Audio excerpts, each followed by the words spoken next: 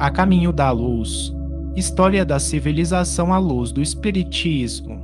Ditada pelo Espírito Emmanuel. Psicografada por Francisco Cândido Xavier. Tebe, 1939. A evolução do cristianismo. Temas abordados: penosos compromissos romanos, culpas e resgates dolorosos do homem espiritual, os mártires, os apologistas, Constantino, o papado. Penosos compromissos romanos. Debalde tentaram as forças espirituais o aproveitamento dos romanos na direção suprema do mundo. Todos os recursos possíveis foram prodigalizados inutilmente à cidade imperial. A canalização de consideráveis riquezas materiais, possibilitando a consolidação de um Estado único no planeta, não for esquecida ao lado de todas as providências que se faziam necessárias do ponto de vista moral. Em vão, transplantara-se para Roma a extraordinária sabedoria ateniense e a colaboração de todas as experiências dos povos conquistados. Os espíritos encarnados não conseguiram a eliminação dos laços odiosos da vaidade e da ambição, sentindo-se traídos em suas energias mais profundas, contraindo débitos penosos perante os tribunais da justiça divina. A vinda do Cristo ao cenáculo obscuro do planeta, trazendo a mensagem luminosa da verdade e do amor, assinalara o período da maioridade espiritual da humanidade.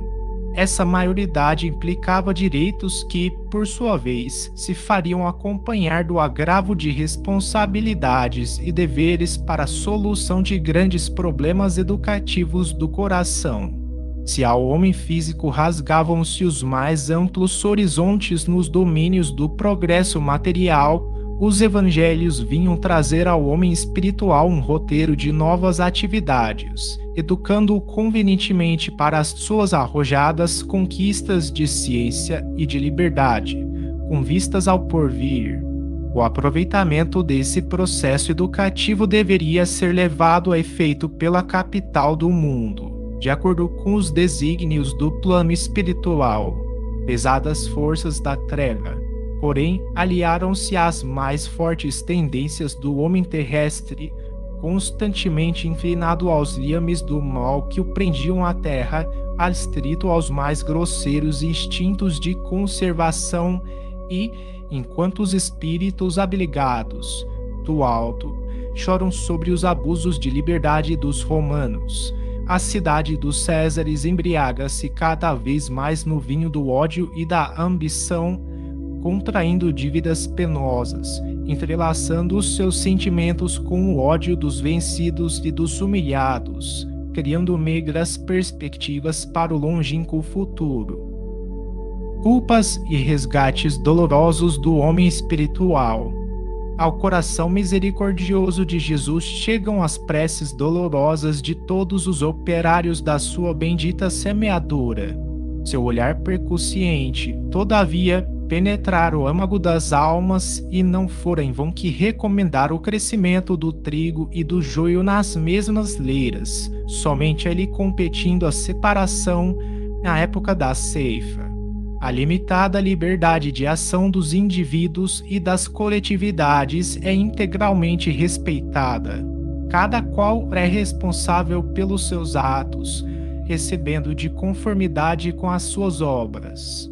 Foi por isso que Roma teve oportunidade de realizar seus propósitos e desígnios políticos, mas a justiça divina acompanhou-lhe todos os passos, os enormes desvios a que se conduziu, comprometendo para sempre o futuro do homem espiritual, que somente agora conhecerá um reajustamento nas amargurosas transições do século que passa.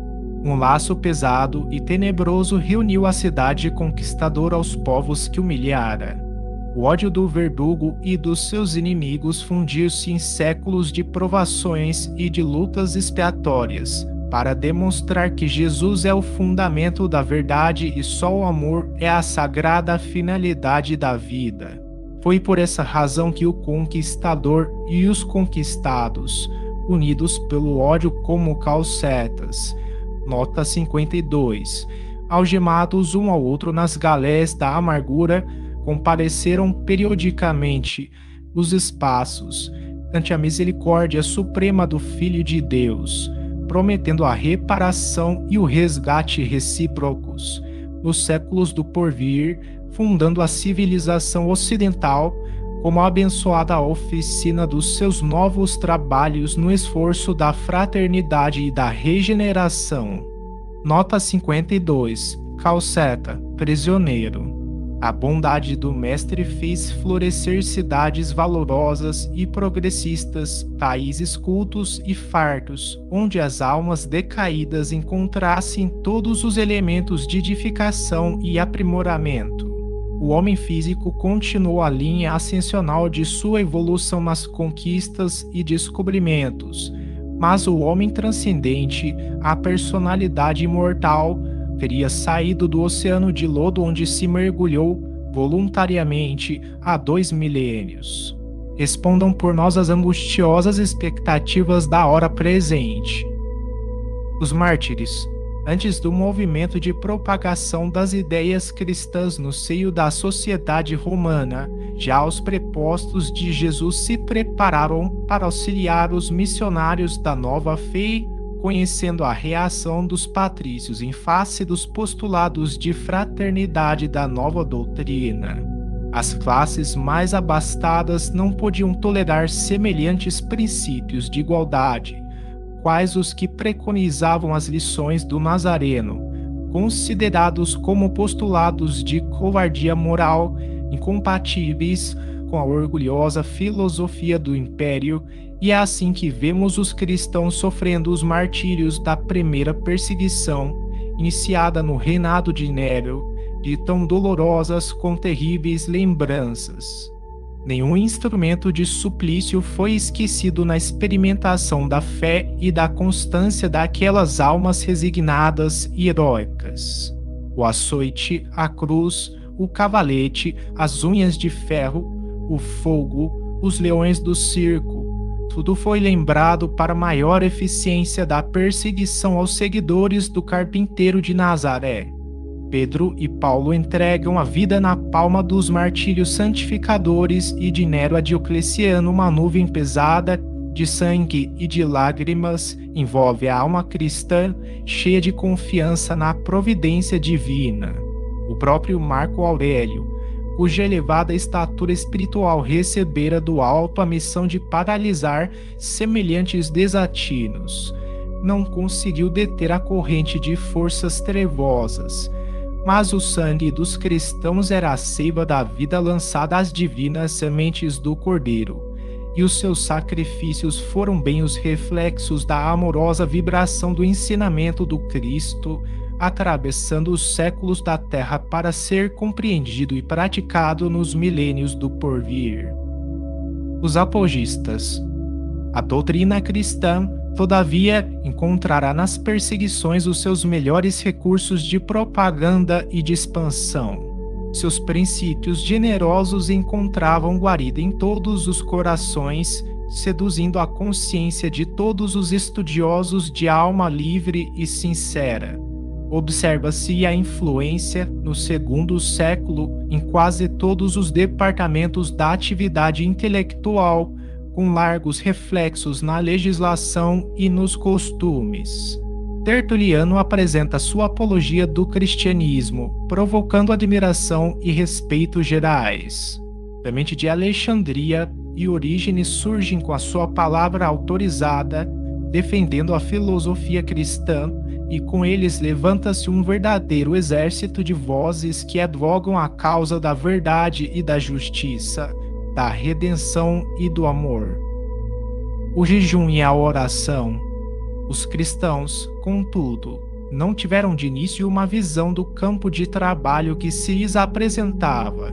Não atinaram que, se o jejum e a oração constituem uma grande virtude na soledade, mais elevada virtude representam quando levados a efeito no torvelinho das paixões desenfreadas, nas lutas regeneradoras, a fim de aproveitar aos que os contemplam.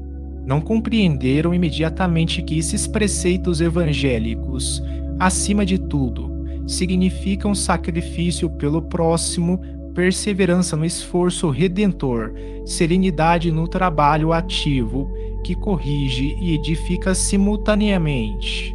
Retirando-se para a vida monástica, povoaram os desertos na suposição de que se redimiriam mais rapidamente para o Cordeiro. Uma ânsia de fugir das cidades populosas fazia então vibrar todos os crentes, originando os erros da Idade Medieval, quando o homem supunha encontrar nos conventos as antecâmaras do céu.